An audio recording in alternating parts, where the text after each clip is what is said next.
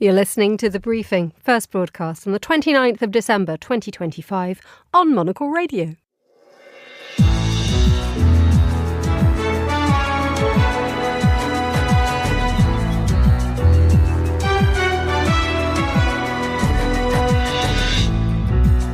Hello there, and a very warm welcome to The Briefing, coming to you live from Studio One here at Midori House in London. I'm Emma Nelson, and coming up on today's programme, a third term for Kosovo's Albin Kurti. We'll look at an election which gave the ruling party a landslide victory. Also coming up... Is Israel undermining your efforts to be a peacemaker? No, Israel and I have gotten along very well. My relationship with Bibi Netanyahu has been obviously a very good one. Donald Trump welcomes Benjamin Netanyahu to Mar-a-Lago. What will the two men have planned for 2026? Plus, what is reconciliation in the family? You know, I didn't want to make a film that has sort of cheap solutions where, you talk about it and it's all fine. I don't think that's how life works. The director Joachim Trier tells us about his new film, Sentimental Value. That's all coming up right here on The Briefing with me, Emma Nelson.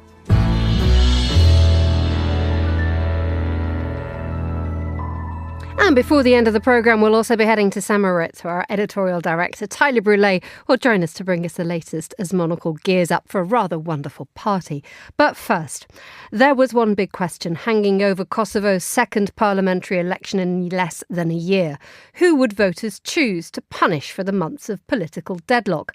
Would it be Albin Kurti, the hardline Albanian nationalist and leader of the Self-Determination Party, or the opposition parties who refused to countenance a coalition after the previous election in February? Well, the results are in, and Mr. Kurti and his party won with a landslide. Monocle's man in the Balkans is Guy Delorney, and he can tell us more. Very good afternoon to you, Guy. Happy New Year when it comes. Thank you very much, Emma, and likewise to everyone listening. So tell us about this convincing victory that Mr. Kurti has enjoyed and sweeps him back into power.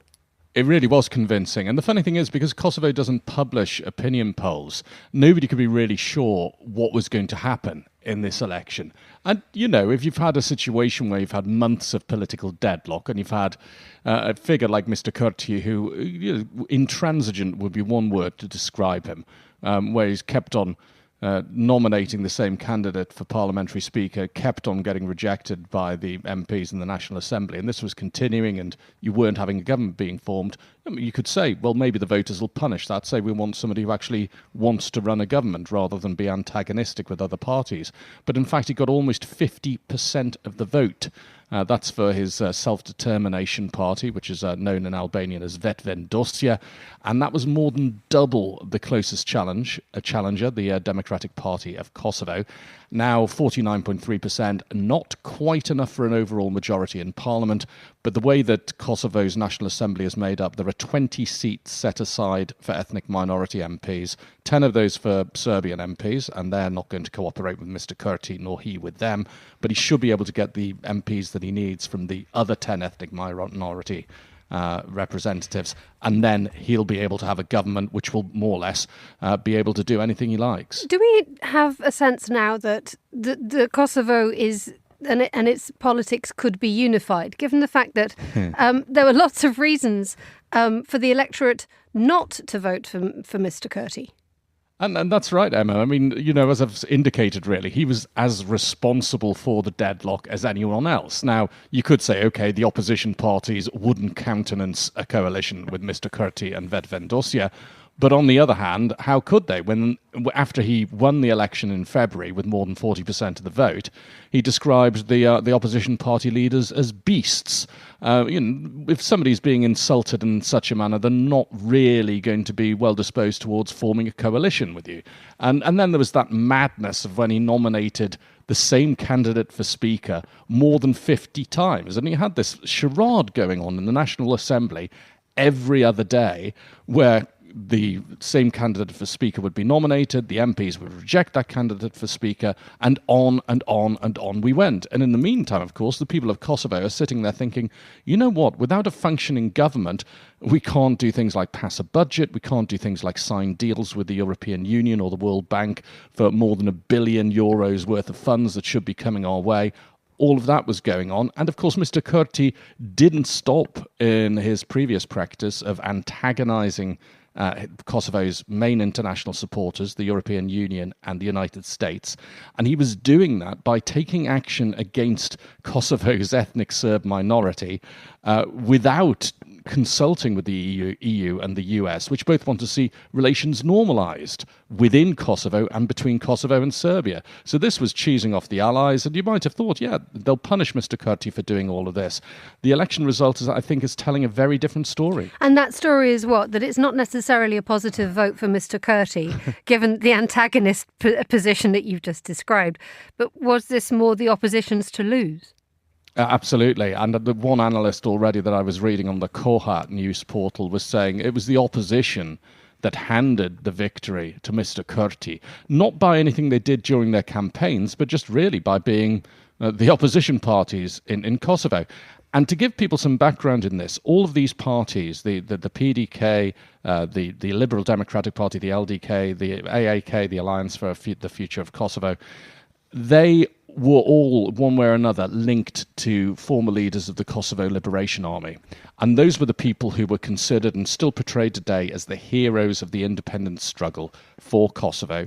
And they were enjoying power for about 2 decades, even before Kosovo's unilateral declaration of independence in 2008. So from about the year 2000 onwards, those parties were enjoying some degree of power between them during that period.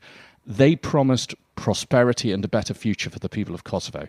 What they delivered, in essence, was prosperity for themselves and people who were connected to them. And that didn't go down very well at all with the people of Kosovo. Tens of thousands of them were leaving every year, but also those who remained were getting steadily more disenchanted with those parties. And this particular analyst I was reading said that, the opposition parties have failed in such a way that people can look at everything that Mr. Kurti and Vetvendosia have done, this alienation of allies, multiple violations of the constitution with various things that they've done, a failure in his own right to make any economic progress really since 2019, and they can still think that Mr. Kurti and Vetvendosia are a safer bet for Kosovo than those parties which are linked to the Kosovo Liberation Army. Is there a sense, however, that regionally a third term will improve things for Kosovo's neighbours, or are we going to see more of the same? I wish I could be that optimistic, Emma. The thing is with Mr. Kurti, I like to say that the only thing that he has in common with Serbia's leader, President Aleksandar Vučić, is that neither of them really believe that Kosovo should exist as an independent country.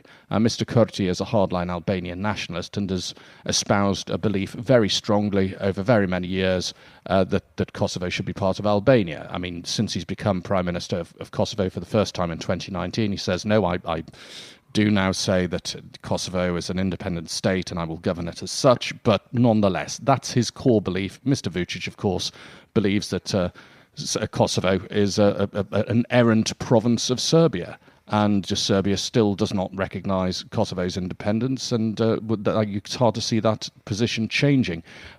That's the only thing they've got in common, though. Everything else, they really loathe each other. There's no chemistry between them whatsoever. And that's not what we saw previously with Mr. Vučić and the former Prime Minister and President of Kosovo, Hashim Thaçi. We saw that they could get along together. They were making progress in normalisation talks. Serbia was making a lot of concessions. That's all ground to a screeching halt with this particular partnership or pairing, if you like, of Vučić and Kurti. And what's going to change now? Well, those two figures are still very much in charge in Kosovo and Serbia. Are we suddenly seeing them buddying up because Mr. Kurti's won a huge majority? One fancies not. Broadly speaking now, Kosovo has for a long time harboured ambitions to join the European Union. You mentioned there the fact that several states don't even recognise Kosovo as an independent state. So where are we looking there? Well, it is very much good luck with that, because 5 of the European Union's member states do not recognise Kosovo's unilateral declaration of independence. And they're all the countries that you'd expect would not do that, because they have problems with breakaway or would-be breakaway regions of their own, and they're not interested in recognising a unilateral declaration of independence. So everything hangs, both for Kosovo and for Serbia, in terms of their EU membership ambitions, in terms of them reaching some sort of lasting normalization agreement, whether that is in so many words recognition from Serbia of Kosovo's independence or something a bit more de facto, that's all up for negotiation. But until Serbia and Kosovo have got this binding long-term agreement, neither of them are really going to be able to move forward with their EU membership ambitions. Serbia is a lot further up the road than Kosovo is. Kosovo hasn't even started yet, but it doesn't stand a chance of doing so until they get things sorted out. And if Mr. Kurti doesn't see that a bit of pragmatism is what's called for here rather than his usual dogmatic positions, that's not going to change. Guy Delorney, Monocle's Balkans correspondent, joining us on the line from Ljubljana. Thank you so much. You're listening to The Briefing with me, Emma Nelson, where the time here in London is just nudging 12:11. Here's a summary of the day's other news headlines with Anita Riotta. Thanks, Emma. China staged live fire drills around Taiwan today, deploying troops, warships, fighter jets, and artillery for its so-called Justice Mission 2025. This marks Beijing's sixth major round of war games since 2022, and exercises will continue into tomorrow.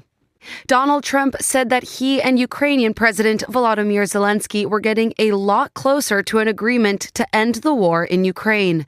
The U.S. and Ukrainian leaders met in Florida on Sunday to discuss a revised peace plan, but failed to reach a breakthrough on a few of the thorniest issues. And the Bayeux Tapestry will be insured for an estimated £800 million. This will be when it comes to the UK next year for the very first time in more than 900 years.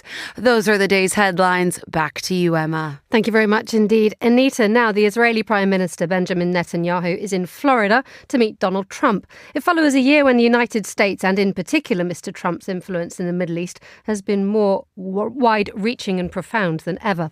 Joining me from Istanbul is Ruth Michelson, the Observer's Middle East correspondent and a regular voice here on Monocle Radio. Good afternoon to you, Ruth. Good afternoon. Good to have you with us. What's the point of this meeting? Well, the point of this meeting seems to be so that Donald Trump can put pressure on Benjamin Netanyahu to move forward the truce deal that we saw implemented at the beginning of October. If this had been more successful, this meeting probably wouldn't need to be happening at all. But we're seeing an example of Trump's style of diplomacy, which is essentially to project an idea of what he wanted, as we saw happen back in October, and now to get frustrated with the leaders that aren't quite doing what he's told them to do. So in Netanyahu's case, there seems to be this frustration coming from the Trump White House that Netanyahu has slow-walked the implementation of these second stages of the deal, things like the so-called Board of Peace that's supposed to be ruling over Gaza, this talk of an international stabilization force that we've seen the White House moving forward with, but which Israel would have to approve. And so what Netanyahu wants is for there to be business as usual and just to be kind of left to get on with what's happening on the ground. And Donald Trump wants to see results, and we have not seen results. Indeed. I mean, we have the second part of the peace plan, which some are saying as Israel is stalling on in terms of actually getting round to it. But from Donald Trump's point of view, the man who wants to be a president of peace, who signed the peace deal, he is going to need to see results. And one wonders how much patience he has left with the Israeli Prime Minister. Well, probably very little. But if you remember, I mean, we've been talking about this idea of an American president, whether it was Joe Biden or now Donald Trump, getting frustrated with Benjamin Netanyahu for not doing what they want for a couple of years now, right? And so Netanyahu has proven time and time again that he can weather frustrations coming from the White House, no matter who's in charge, even when it's Donald Trump, someone that he considers a key backer and an ally. And I mean, part of this is that, Trump is not getting frustrated with something that's probably quite a key part of this, which is that he calls this he wanted this to be a ceasefire. And what is happening on the ground doesn't look really like a ceasefire. Israeli forces are in control of over half of the territory in Gaza. Palestinian officials say that over 400 people, including almost 160 children, have been killed since the ceasefire went into place. So what is happening doesn't really look like a ceasefire, but Trump wants this to move forward. He wants Netanyahu to work with him. And it's quite possible that we'll see more headlines about Trump's frustration that Netanyahu isn't really doing what he wants, or isn't really going along with something he agreed to previously. But Netanyahu's weathered that before, and he feels that he can do it again. The former Middle East negotiator now at the Carnegie Endowment for International Peace, Aaron David Miller, has said, and I'm quoting him here, I think both Trump and Netanyahu don't trust each other. I'm not even sure they like one another, but the reality is that they need one another. How accurate a description is that as we head into 2026? I mean, I think there's a sort of game recognized game thing here happening, right? Like Donald Trump stood up in Israel's parliament, the Knesset, and talked about the corruption charges against Netanyahu, which are seeing him go to court in Israel. And so Trump very quick to defend a president accused of corruption. And so he sees a kind of like-minded figure, even if he doesn't necessarily agree with him all the time or feels that Netanyahu doesn't cooperate with him. And Netanyahu certainly seems to take a similar attitude towards Trump. And he needs Trump and the White House's backing for his re-election bid later this year. There is going to be an election in Israel. There has to be an election before October 2026. And American backing and the form that that's taken has been a really key part of Netanyahu's survival strategy. It's been a key part of his re-election strategies previously, and it's almost certainly going to be part of the strategy this time. Trump is a lot more popular in Israel than Netanyahu is. He's potentially, according to the polls, more popular than he is at home. And so Netanyahu will want to be using this visit to convey a closeness with Trump, a backing from Trump, even if that doesn't necessarily exist behind closed doors in the way he would want it to. But that's certainly the kind of public perception that he's going to want to get out of this as he looks towards his re-election bid in 2026. Ruth Michelson, journalist and Middle East correspondent, joining us on the line from Istanbul. Thank you so much. You're listening to The Briefing.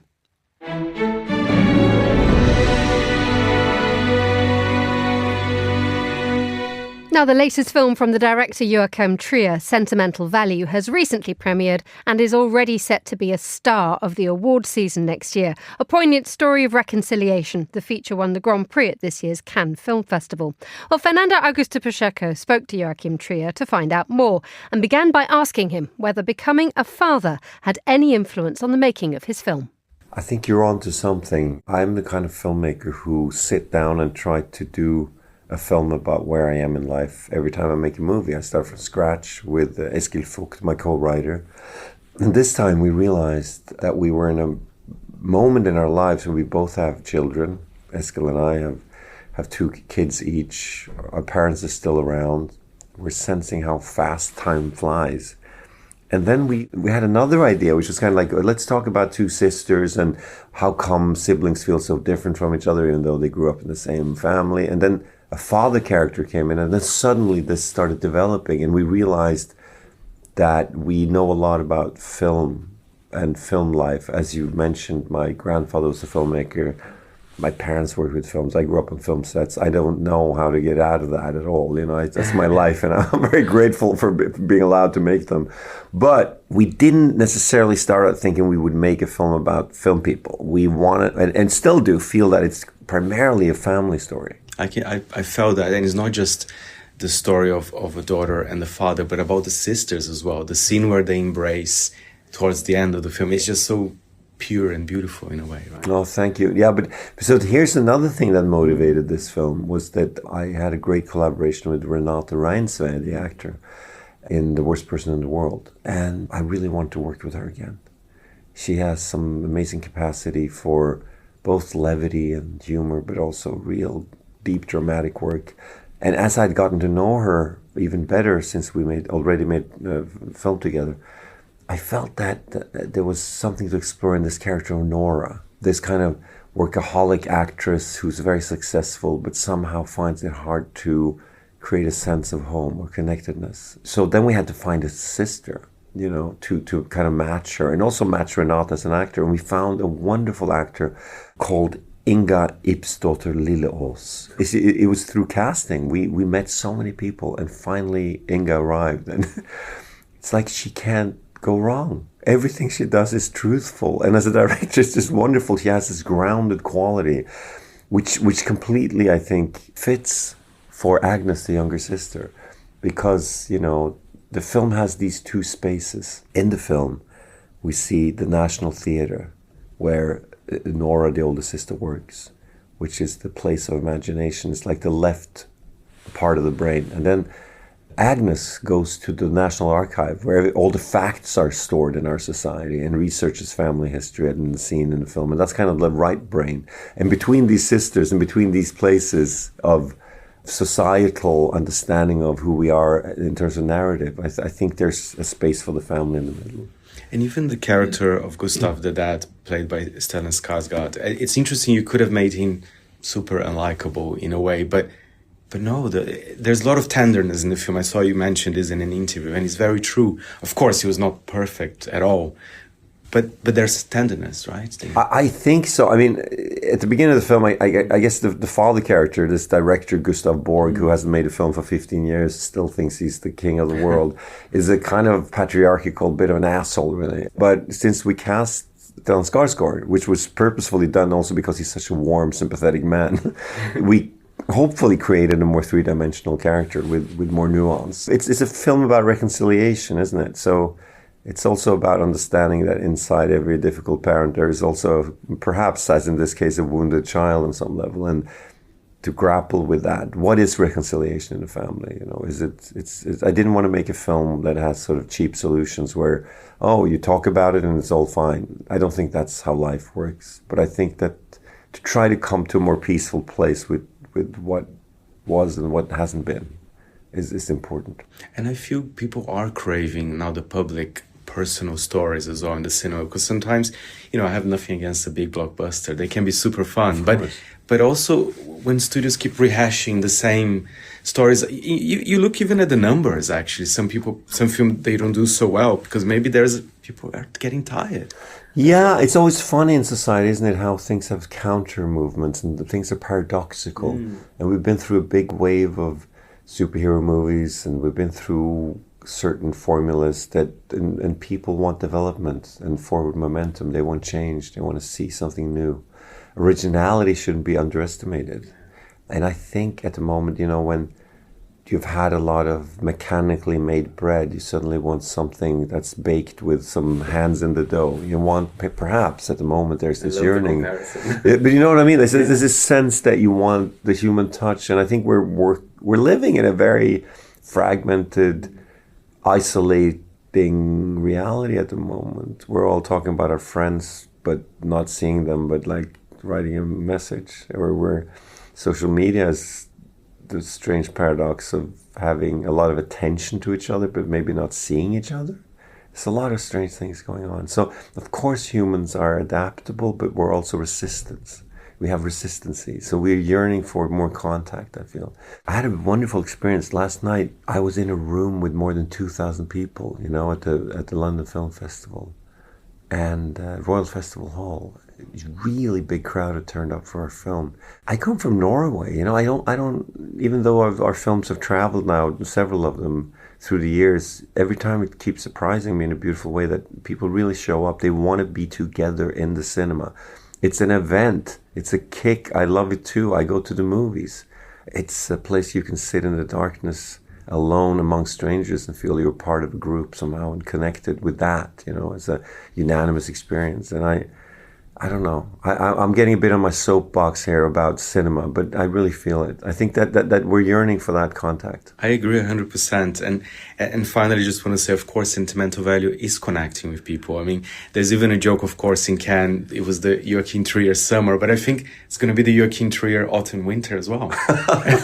I'm not joking. I'm not joking. Oh, thank you, man. I mean, if that means, if nothing else, if that means that people will watch this film that we're so proud of, me and my gang, then I will take that. Thank you. That was the director Joachim Trier speaking to Fernanda Augusta Pacheco about his latest film, Sentimental Value, which is enjoying a general release. The time here in London is 12:25 p.m. It's Emma Nelson here with the briefing. We head to St. Moritz, though, where it's nearly 1:30, and we can hear from Monocle's editorial director, Tyler Brûlé, standing by to tell us about details of a do. Good afternoon, Tyler. How's St. Moritz looking? Good afternoon, Emma. St. Moritz is looking absolutely beautiful today.